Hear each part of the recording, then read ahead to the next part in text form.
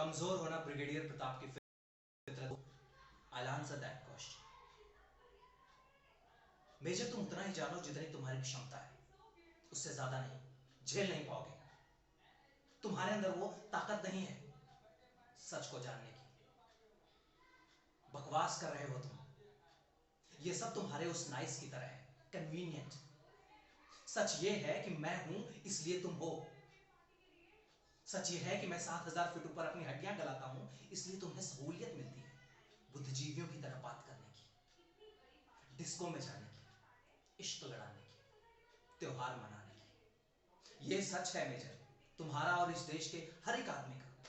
सुबह उठते ही सड़कें और नाले साफ चाहिए। जरा पूछिए उनसे कि सफाई में हाथ किसके गंदे होते हैं? हमारे। दुश्मन सिर्फ बॉर्डर के उस पार नहीं होता, घर के अंदर भी होता है। खून दीमक बनकर जीता है। वीर भोगी वसुंधरा, ये मेरा लक्ष्य है और ये मेरी जिम्मेदारी कि अपने देश को अंदर और बाहर हर तरह के दुश्मन से बचाऊं। नहीं तो एक नहीं 100 जमील खड़े हो जाएंगे। और तुम किसे बचा रहे हो? इस जावेद को? हाँ, कौन जानते हो क्या है?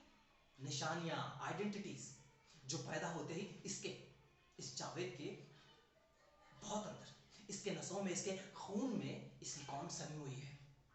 और बदकिस्मती से इनके कौम में सिर्फ जहर भरा हुआ है और कुछ नहीं। इनका हिसाब चुकाते चुकाते हम खाक हो जाएंगे।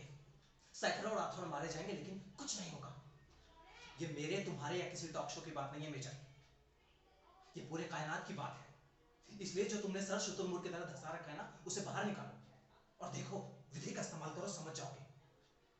हर मौसमी मजहब इनके आतंक की मोहर लगी हुई है और तारीख को साफ करना आता है मेजर। वही कर रहा हूं, सफाई। इनोसेंट AK-47 लेके घूमते हैं लॉलीपॉप की तरह। और जो तुम्हें इनोसेंट लगता है ना मेजर, वो मेरे लिए अनुशासन है, डिसिप्लिन, मिलिट्री नेसेसिटी है। और तुम मुझे सही और गलत का ज्ञान मत देना मेजर, तुम्हारी औकात नहीं है। मैं चाहूं तो सैकड़ों राठौड़ की फौज खड़ी कर दूं और मैं करूंगा। एक एक दिमाग को निकाल निकाल के मारूंगा मैं, ताकि एक और जमीन पैदा ना हो, एक और तनु का रेप ना हो। चीख रही थी वो, सुबह शाम वो चीख सुनाई देती है मुझे।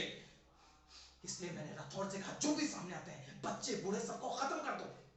अगर करना है तो इनकी कौम का सफाया करो। That's what we want, bloody democracy.